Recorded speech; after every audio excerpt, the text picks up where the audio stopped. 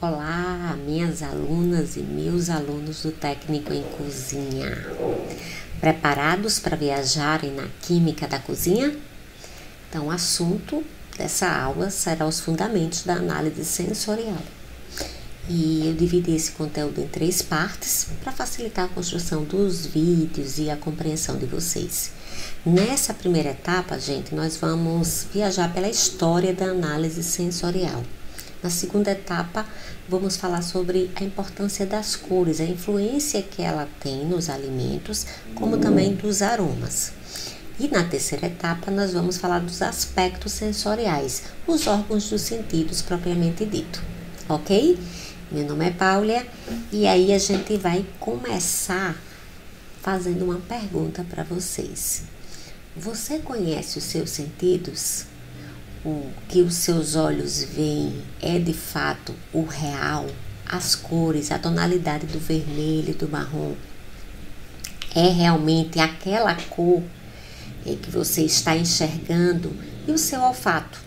Será que a gente nunca trocou algum aroma? E o paladar? Então pensem sobre isso aí para me responderem na nossa aula síncrona, tá? E o que é análise sensorial? Então, gente, é uma disciplina científica usada para evocar, medir, analisar e interpretar reações das características dos alimentos e materiais como são percebidas pelos nossos órgãos do sentido, a visão, o olfato, o gosto, o tato e a audição. E aí, o olho e a orelha, eles funcionam da mesma maneira em todas as pessoas? Então a gente sabe que não, né? A maneira que cada um de nós sentimos o mundo é única, é peculiar e também vai variar com a experiência de vida que a gente tem. Mas a análise sensorial, gente, ela não pode ser um gosto pessoal. E é por isso que a gente da área de análise sensorial, a gente sempre faz questão de fazer uma diferenciação entre análise sensorial e uma avaliação sensorial. Então, todos nós sempre estamos fazendo avaliação sensorial dos alimentos, mas uma análise sensorial, ela precisa de uma metodologia, ela precisa de um método para ser caracterizada como ciência.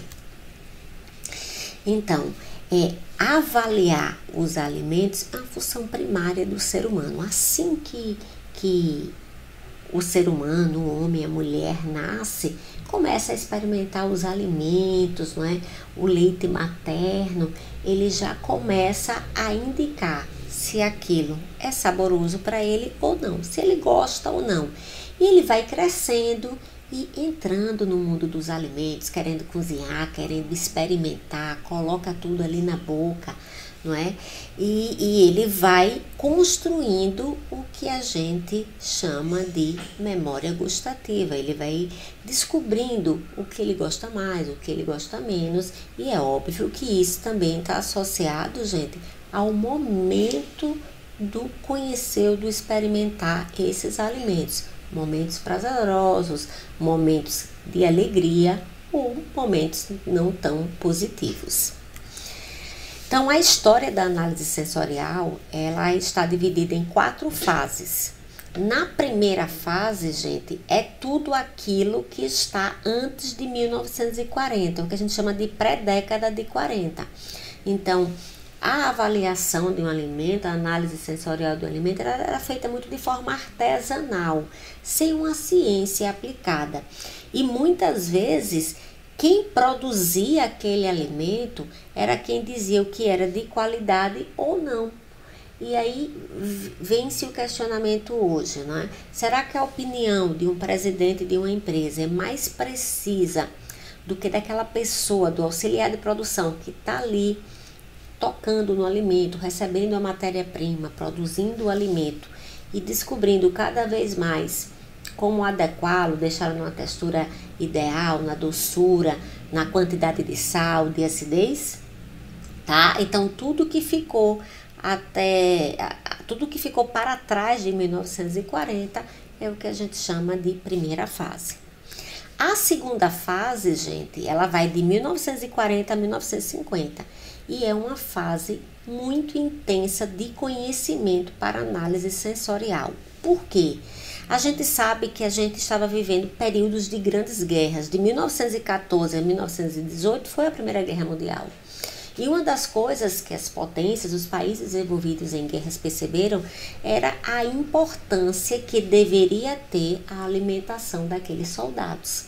E aí na Segunda Guerra Mundial, não é? Os Estados Unidos, que foi o país que mais investiu na produção industrial de alimentos nessa fase, tá, gente, de 1940 e 1950, até porque era um país que não estava vivendo uma guerra dentro do seu território, tá? Então eles conseguiram investir bastante em tecnologia, em ciência, em pessoas que pudessem enlatar um alimento da melhor maneira. E isso reflete, gente, na alimentação dos soldados. Então, por exemplo, os soldados americanos, eles tinham como era chamado de ração, né? Uma ração do alfabeto, que era a ração K, a ração D, a ração C, que era a mais conhecida, tá? E que era uma ração bem preocupada com a composição nutricional do alimento, se tinha carne, se tinha carboidratos e até mesmo chocolate, que era uma das rações mais sofisticadas, tá? Enquanto soldados alemães, por exemplo, a alimentação muitas vezes desses soldados era resumida a pão, batata e linguiça. Então observe, isso não era um dia ou algumas semanas, muitas vezes eram até longos períodos de tempo que os soldados ficavam guerreando, tá? Então foi um período que houve uma grande expansão da indústria de alimentos e os conceitos de controle de processo e de produto final, eles começaram a ganhar espaço dentro das indústrias. Muitos métodos químicos e instrumentais começaram a ser medidos. Então, como medir a acidez, como medir a textura, como medir a doçura, a concentração de cada alimento, a formulação padrão daquele alimento. E aí nós entramos na terceira fase, que é a fase de 1950 a 1970, onde há uma integração entre a qualidade sensorial dos alimentos e os órgãos sensoriais. Olha, observa, gente, os órgãos sensoriais, a qualidade sensorial, a opinião sensorial, ela começa a ganhar espaço. Então, como a gente sabe, o ser humano tem uma habilidade natural de comparar, diferenciar e quantificar atributos sensoriais, tá? Então, naturalmente, o ser humano faz isso desde quando nasce. E aí, gente, essa avaliação, essa habilidade de comparar, diferenciar, quantificar sensorialmente um alimento, ela não pode ser feita de forma aleatória. Então, ela precisa ser quantificada e aí entra a avaliação estatísticas desses resultados. Olha a estatística já chegando aí, a matemática chegando no mundo da análise sensorial. Vocês já viram, gente, um alimento enlatado dos soldados de alguma guerra? Então, só para vocês terem uma ideia, imagine uma embalagem metálica, tá? De folha de Flandres, como ela é conhecida, e quando a gente abre, tem tipo uma pasta, né, cremosa, amarronzada. Será que isso é apetitoso? Será que isso é atrativo, gente? Então, a gente sabe hoje, por exemplo, que feijoada enlatada, que a gente já encontra nos supermercados, não é uma massa, é realmente o feijão, a gente vê a folha de louro, a gente vê a carne, tem todo um diferencial. Então, o investimento nesse tipo de alimento, nessa avaliação sensorial, nessa análise sensorial, onde o soldado ou qualquer uma outra pessoa pudesse abrir um alimento enlatado e enxergar características próprias daquele alimento. Então, o alimento, gente, ele não pode ser apenas nutritivo, ele também precisa ser atrativo, tá? E no Brasil? Então, gente, no Brasil, a análise sensorial, ela foi empregada pela primeira vez em 1954 pelo Instituto Agronômico de Campinas, no nosso querido e maravilhoso café, não é? O Brasil é o maior produtor de café do mundo. A última vez que eu avaliei as estatísticas, a gente estava produzindo 60% do café de todo mundo. Porém, nós não estamos qualificados no topo, assim, do melhor café do mundo. A gente está em terceiro lugar pelas últimas análises, ok? Mas a gente vai chegar lá, tá, gente? Então, foi a primeira vez que foi aplicada a análise sensorial em um produto brasileiro. A quarta fase, ela começa após os anos 70. E aí instituiu-se que a qualidade sensorial de um alimento é o resultado da interação entre alimento e o homem, ou seja, é o que o homem enxerga, o que o homem sente do olfato, do paladar, tá? E isso pode variar de uma pessoa para uma outra pessoa em função das diferenças em experiências, expectativas, grupos étnicos, preferências e por aí vai. Foi uma década, gente, que houve muitas publicações de artigos de análise sensorial, tá? E como é que isso acontece? Qual é a metodologia que a gente conhece hoje para fazer uma análise sensorial científica de um alimento, tá?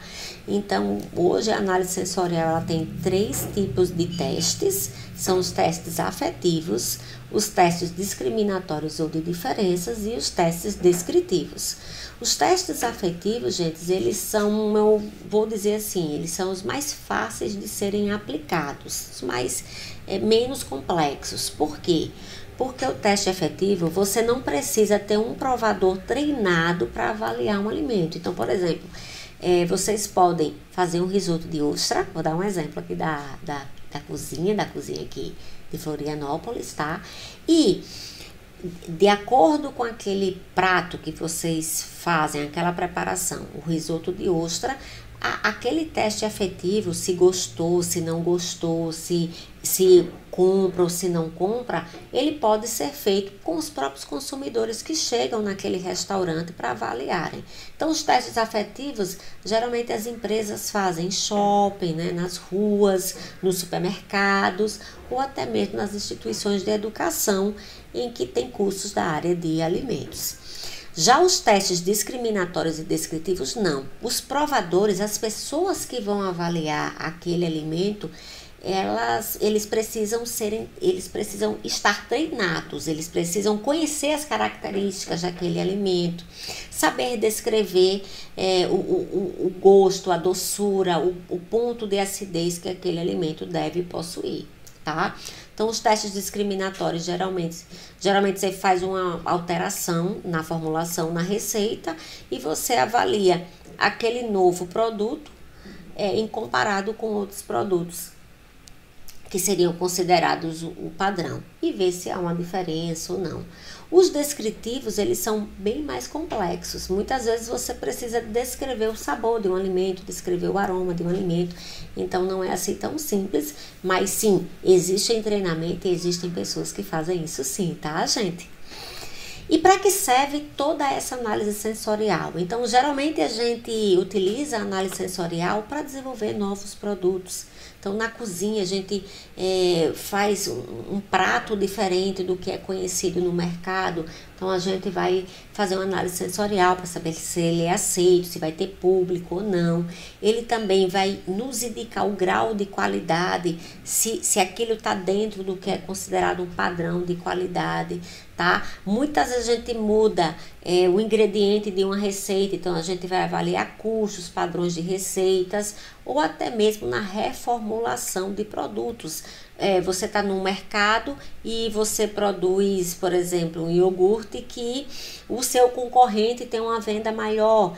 Então, a gente vai analisar sensorialmente, por exemplo, o concorrente, ver quais são as diferenças de sabor, de gosto, de coloração para o produto que a gente tem e nessas comparações também melhorar o nosso produto. Tá, gente? Essa é a primeira etapa da nossa aula. Ficamos por aqui e vamos lá para a nossa segunda etapa.